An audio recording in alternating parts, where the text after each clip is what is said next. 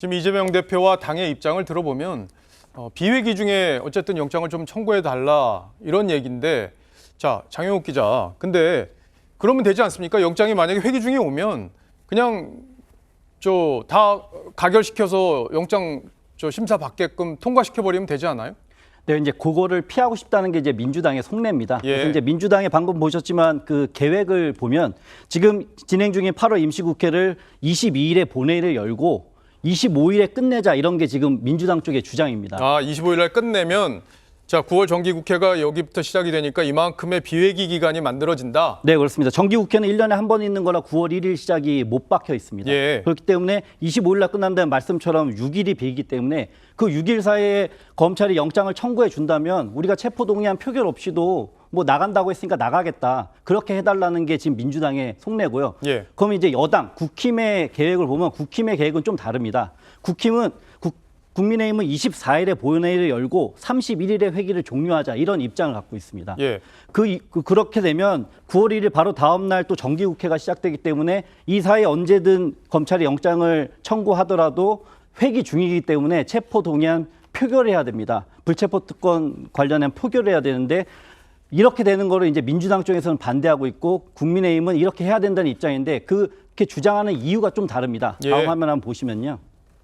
앞서 말씀드렸지만 민주당은 불체포 특권을 내놓겠다고 이미 선언한 만큼 굳이 표결할 필요가 뭐가 있냐, 이런 얘기인데, 이 속내를 들여다보면 만약에 이제 이전에도 이재명 대표에 대한 체포동의안 표결을 한번 진행했는데 그때 비명계에서 이 찬성표를 예상보다 많이 이탈표가 던졌습니다. 많았죠. 예. 네, 그걸 계기로 민주당 내에 혼란이 많았거든요. 예. 그러니까 또 같이 이번에 체포동의안 표결했을 때 그런 이탈표가 나왔을 때 그걸로 생기는 분란을 굳이 겪고 싶지 않다, 이런 게 민주당의 속내고. 그러니까 비회기 중에 해달라. 네, 그런 혼란 우리 더 이상 겪고 싶지 않다. 네, 그래서 그렇기 예. 때문에 이때 만약에 청구해서 꼭 표결하게 만든다면 이거는 우리 분란을 만드는 뭔가 정치적 공작 아니냐, 이런 얘기까지 지금 나오고 있습니다. 그래요? 근데 이제 국민의힘은 표면적으로 그런 걸 떠나서 예. 이번 8월 임시국회 때 이 민주당 쪽에서 노란봉투법이랑 방송법을 추진하려고 하는데 이걸 통과시키려고 본회의 네. 통과시키려고 하니까. 근데 국민의힘은 이걸 반대하고 있습니다. 예. 뭐 이게 노조를 너무 많은 권한을 주고 방송법 역시도 야권에 유리한 지배구조를 만든다, 이런 입장을 가지고 있기 때문에 예.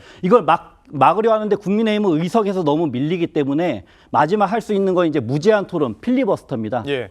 본회의에서 필리버스터에서 무제한 토론을 이어나가는 건데 필리버스터를 하면서 여론을 환기할 필요가 있다. 예. 그렇기 때문에 우리는 회기가 일찍 종료되는 것보다 최대한 회기를 미루는 게 우리한테 유리하다는 게 표면적인 이유고, 그 또 내면에는 체포동의안 표결에서 민주당의 혼란이 온다고 해서 그거를 우리가 굳이 피할 필요는 없다라는 생각도 사실 가지고 있는 측면도 있습니다. 예. 뭐 정치적으로 국민의힘 입장에서 보면 체포동의안이 국회로 와서 표결이 됐을 때 벌어지는 상황이 불리하지 않을 것 같아요, 정치적으로. 그런 계산도 네, 그렇습니다. 안 할 수는 없다. 네. 그렇게 볼 수 있겠는데, 자, 그러면 만약에 이제 영장이 청구가 되면, 영장이 청구될 가능성이 지금 높다는 게 법조계의 시각이니까 그걸 전제로 한번 얘기를 해보죠.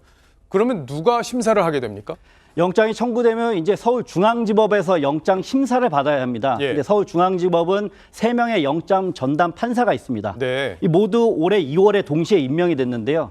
이 판사들 중에 한 명이 무작위로 선정이 되게 돼 있습니다. 예. 그래서 어느 판사가 심사를 진행할지 모르지만, 그래서 이제 이 3명의 판사의 뭐 경력이나 그동안 판결을 잠시 한번 살펴보면, 예, 한번 보죠. 네, 이제 유창훈 판사는 이제 양승태 대법원장 시절인 이때 2014년부터 15년에 대법원 재판 연구관으로 있었습니다. 그러니까 이제 어떤 김명수 사법부와는 결이 다를 수 있는 사람이다. 네, 그렇습니다. 예. 이때 대법원에 있었기 때문에. 그리고 이제 판결 내용을 한번 보면 역시 다 2월 이후에 나온 건데요. 예.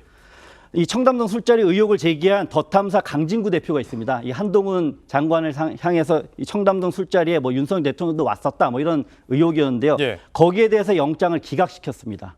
하지만 또 한번 내려보시면요. 여기 나온 건데요. 이 민주당 동봉투 사건의 키맨인 이 강래구 씨에 대해서 두 번째 영장 청구된 건데, 한번 기각됐었는데 윤재남 판사가 기각된 거를 유창훈 판사는 구속영장을 발부했다. 발부했습니다. 예. 그럼 이어서 보시면 이 윤재남 판사는 여성 법관으로서 좀 입지가 있으신 분인데요. 예. 중앙지법에서 여성 판사로 영장 전담 판사를 한 게 역대 4번째입니다. 예. 얼마 안 되는 건데요. 그런데 이번에 아까 말씀드렸지만 강래구 씨에 대한 첫 번째 영장은 기각을 시켰고, 대신에 이제 이번 달이었죠. 이 박영수 전 특검에 대해서는 구속영장을 발부했습니다. 예.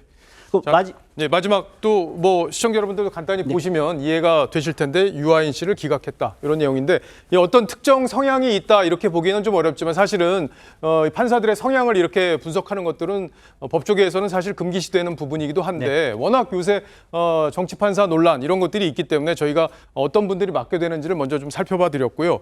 자, 그런데 이 대표가 이제 구속이 될 경우에 대해서 이제 여러 가지 시나리오들이 지금 이제 민주당 내부에서 거론이 되고 있잖아요. 네, 그렇습니다. 그러면 지도 체제가 어떻게 바뀌는지 그것도 정리를 좀 짧게 해주시죠. 네, 일단 이제 만약에 이제 기소가 되는 건 지금 사실상 거의 사실화되고 있어서 예. 기소가 되면 이제 당원을 보시면 부정부패로 기소가 되면 직무 정지된다고 돼 있습니다. 예. 근데 이 백현동 사건 의혹은 부정부패로 볼 수 있기 때문에 직무 정지되는 게 맞지만 이 같은 사망을 보시면 단서 조항이죠. 네, 정치 탄압일 경우에는 다르게 판단할 수 있다. 그러니까 예. 직무 정지를 안 시킬 수 있다 이렇게 돼 있는데 이게 새로 만들어진 조항이죠. 예, 이게 이제 작년 8월에 이거를 판단하는 주체가 윤리심판원이었습니다. 예. 근데 이거를 이재명 대표가 대표되기 직전에 이 당무위원회로 바꿨는데 이 당무위원회 의장은 대표가 맡고 있기 때문에 아무래도 대표의 입김이 더 세고 실제로 해서 이재명 대표가 얼마 전에 이미 영장이 청구됐을 때 대장동으로 그때 이런 판단으로 당무위원회에서 직무 정지를 하지 않겠다 이렇게 판단한 바도 있습니다. 예. 그래서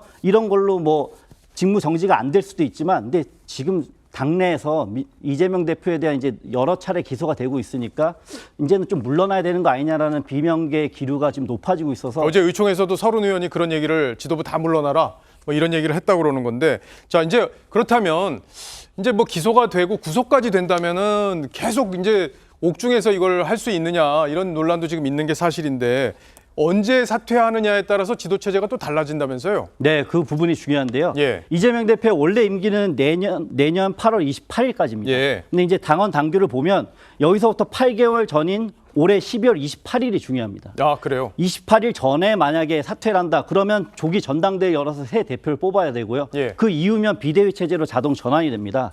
그러면 전당대회를 뽑을 때 이제 전당대회 룰이 있는데 하필이면 이제 최근에 혁신위에서 낸 혁신안이 이 룰을 건드리는 혁신안을 냈습니다. 그렇기 예. 때문에 이제 여러 가지 말들이 나오고 있는데 뭐 앞서 많이 보셨겠지만 지금 룰은 권리당원이 40%고 대의원이 30%가 있습니다. 예. 근데 이제 혁신위는 이 대의원 30%를 없애고 권리당원이 70%로 하자. 강성 지지층이 많은 권리당원의 비중을 절대적으로 높여서 당대표를 새로 뽑자 그런 건데 만약에 이렇게 투표를 하게 되면 이게 아직 의총에서 통과가 안 됐기 때문에 당원 당규로 만들어지진 않았지만 저 안으로 바뀌어서 전당대회를 치르면 누가 유리한 거예요?